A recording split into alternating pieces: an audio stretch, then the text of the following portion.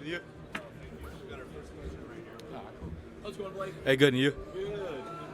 I have two for you. Number one, as far as media day goes, you guys take it in at all? Or just accept how much people are here with you guys? Yeah, we like to take everything in, whether that be media, whether that be, yesterday, my last practice in Schembeckler Hall, and, just taking this whole thing in. It's just a great experience and just blessed to be here.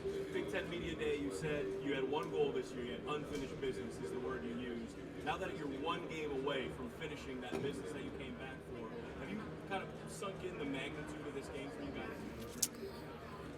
I haven't, and I haven't even taken in really the win that we had last week just because I'm so laser focused on finishing the job.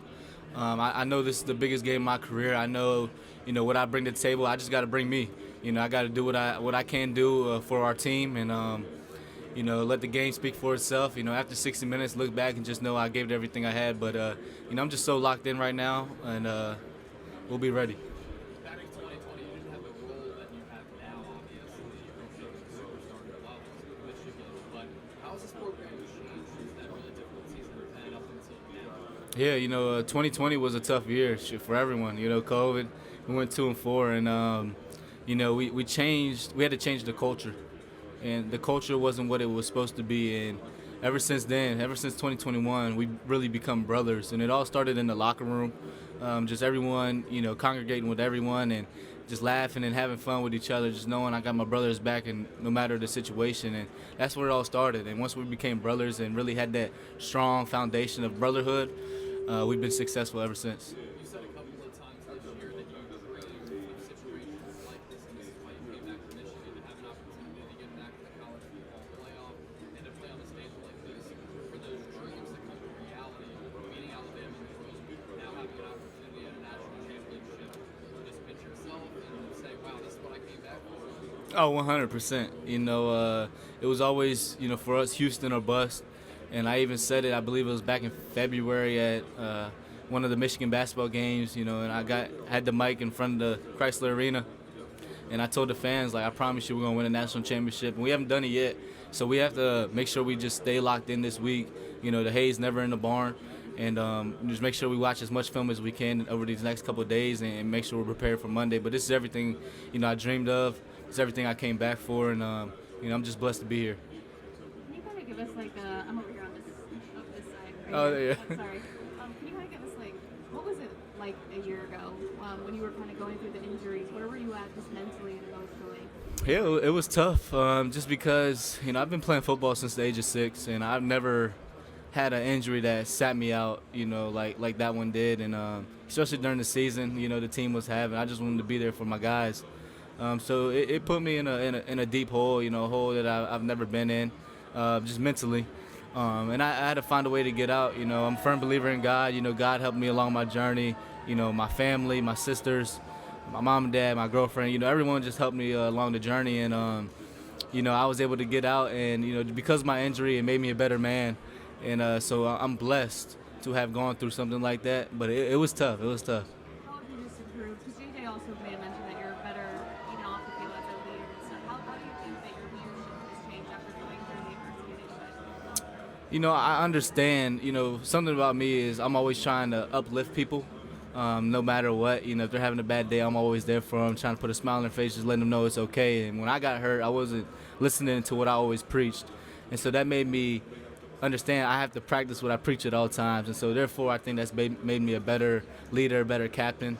And just going through adversity, So when we went through adversity this year, I was always there for my guys and letting them know that, this is just something small. There's always, a light at the end of the tunnel, and we're going to be okay as long as we stick together. So, just everything that happened last year and the journey that it put me on has helped me become a better leader and better captain.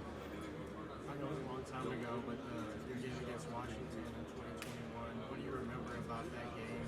And, it was a little bit of a coming out party for you, it seemed like. Yeah, I remember it was a maze out. It was electric. We had a maze out. The fans were great, and I expect them to be great Monday. I believe I went for, 150, maybe 150 plus, a couple touchdowns. And so, it was definitely a great game. But, I don't really think about, those games. I'm only focused on the biggest game right now, the biggest game of my life. And, I'm gonna make sure everything I do, everything I've done so far this week, and everything I will do until Monday, will make sure it pays off come the end of 60 minutes, Monday night. How you doing? Considering how highly competitive college football is, how incredible do you find it that you have two undefeated teams? That's hard to do.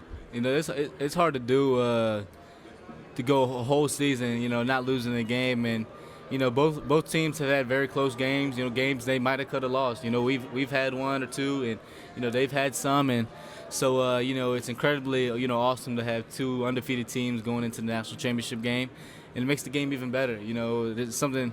Yeah, you have to lose the national championship, but someone's going to end up going 14-1, and so we definitely don't want that to be us. So we're going to do everything we can to make sure that doesn't happen. But it's awesome. Blake, can I ask JJ what Coach Harbaugh's message to the team has been this week? JJ said basically trying to replicate past rules that you're winning the last Yeah. Has that some kind of vibe or like a slogan? Yeah, Coach Harbaugh did say that, and I think that's what this team is doing. I think we're ready to eat our last meal. We're all hungry. We're not full at all. We're starving, and so we understand that. Last week's game was cool. Last week's game was fun, and we can talk about that. But we have to stick at the task at hand right now and focus on the job that we have to finish. And after that, we can talk about the Rose Bowl. We can talk about the national championship. But right now, we're just focused on our practice, executing at a high level. Paying attention to detail, making sure we can watch as much film as we can to make sure Monday, we come out on top and make sure we make all our Michigan fans happy, Michigan alum, and Michigan happy. How you doing?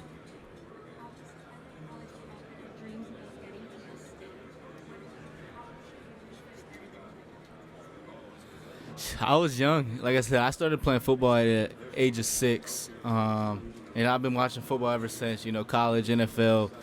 So this is something I've always dreamed of. Just getting to this stage, getting the opportunity to play in the national championship, and what a blessing it is. I just thank God so much for allowing me to be here.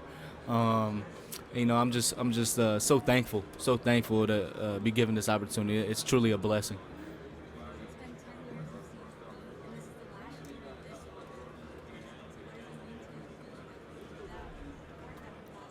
Yeah, it means a lot. It means a lot just because this is the last year of it, and so we have to go out on the top. We have to go out of the bang, and yeah, people remember the first time you do something, but they really remember the last time, and so it's an exciting game, a lot at stake, but we're super excited. We wouldn't want it any other way, and we'll be ready for Monday.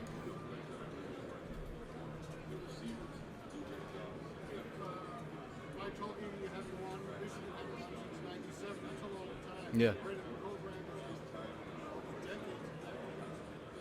How do you Yeah, it's been a long time. Like you said, 97, which was a great team. And, Michigan has had great teams since then. But, I think since it's been such a long time, it makes the stage even bigger just because, Michigan being Michigan. It makes it even bigger. So, we're super excited. We're super blessed to be able to be in this situation. But we have to come out on top, man. We have to make sure, we're locked in. We play as brothers. We play the Michigan way. And if we do that, I think, after the game, we'll be happy with the results. Your initial thoughts on Washington's front seven and the challenges that they present as far as like in the run game and all that? Yeah, Washington's front seven, they're big, strong, especially interior. Big, strong guys, guys that, build a wall. And then, you go to the DNs, they're fast, strong, long. They can play DN, they can play linebacker, so just they're great athletes. They're great athletes that stick to the coach's plan, and, they're definitely going to provide us with a challenge, but, not a challenge that we're not up for, so I'm super excited to get to play the Washington Huskies.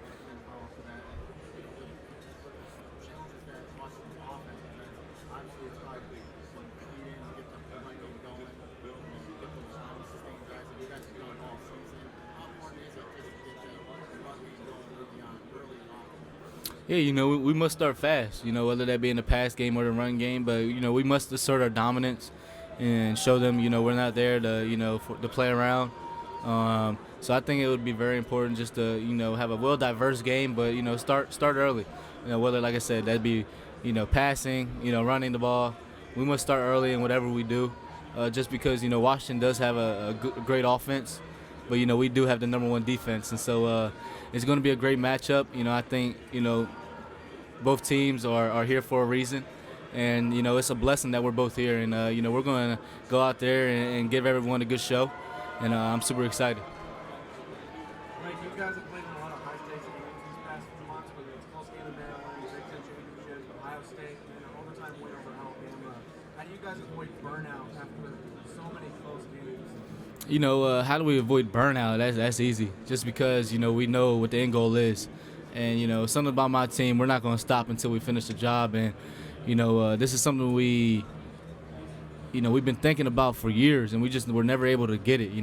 Last 2 years we lost in the college football playoffs and had to go back to the drawing board, just trying to get it over and over again. And we're finally here now, so we got it by the neck, but we ain't kill it yet. And so we have to make sure come Monday we're prepared for any type of situation we may get in.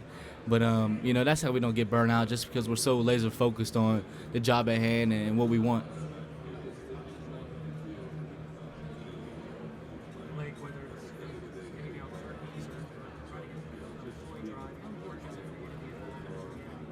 Oh, that's very important, and I tell everyone, football is my passion, but giving back is my purpose, and I really believe that. I believe, God put me on this earth for something way bigger than football.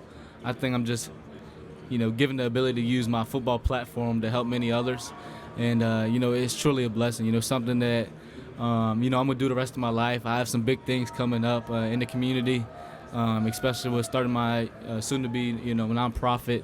And so I'm super excited, just to help anyone that I can, any chance I get, just to try to make the world a better place.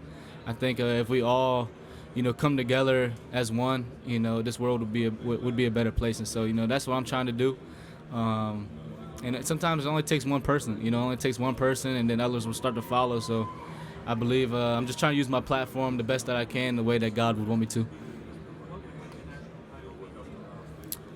It would mean everything to me, something, I've worked for, my whole life. Growing up, I never really hung out with friends. I always worked out. I was always training, and, just because I had these goals and dreams in mind, and, this would definitely be another stepping stone of mine.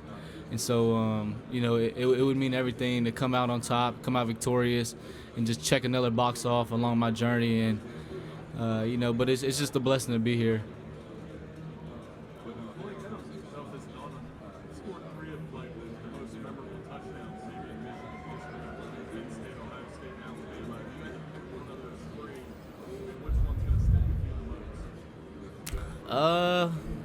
The Ohio State one, that was such a good one because it came right after my big guy, Zach Zenner, got hurt. So that one's definitely going to stick with me. But, last Monday, that was special, but, it's taking a team effort, Yeah, I scored a touchdown, but it's taking a team effort. My guys up front, the receivers, the tight ends, they all helped me get into the end zone. And, it's not a one-man show. And, but, that one right there, just because it was, such a great game, in overtime. So those are two tough ones, I don't know which one I like the most. You could have gone to the NFL, obviously, and you're limited time in college football where NIL is become a thing. Do you consider yourself an example of here's every reason to stay in college football, play for a year, and you're one step closer to accomplishing all those goals? Yeah, I think definitely people can look at, what I've done and say I want to stay, but it's also all about what you want. For me, I wanted to leave a legacy. For me, I wanted to be remembered, forever, not just for, scoring some touchdowns and stuff like that, but I wanted to leave a bigger legacy on and off the field. And, that was one of my main reasons in coming back. But, one of my other main reasons was coming back is being here today. So, I think for me, it was a great idea to come back just because that's what I wanted. But it just depends on what you want at the end of the day. Some people are different. But I think definitely people can use me as a reason on why to come back to any school. Part of the narrative, how are you Hey, good to you. Nice to see you. Part of the narrative for this game has been strength on strength, being Washington's offense against Michigan's defense as one of the offensive players and probably the bread and butter of this team. What do you guys want to prove and show against that Washington team? We just want to show, we're not here to play any games. We're here for strictly business. We're here to play a great football game, and, we're here to assert our dominance and obviously come out victorious. And so, like you said, Washington has a great offense, and Washington has a great defense, but we have a terrific defense, and we have a great offense. And so it's going to be a good one come Monday. But, we just want to start fast and show them that, it's going to be a long game, and we're not here to play around. We're here to play a great football game and may the best man win. And one final question: a lot of your teammates have used the term "process over prize." Mm-hmm. What does that mean, and where does that start with this team? Yeah, we said that like day one of camp, and this whole season has been process over prize, just because we've gone through a lot, a lot of adversity, a lot of trials and tribulations, you name it. We've been through it, but we always stuck to the process. We never got distracted, and because we stuck to the process, we are here today, as brothers and as the University of Michigan and as the Wolverines. And so, it's been process over prize ever since the first day of camp, and I'm glad we stuck to the plan. We talked with Michi on this past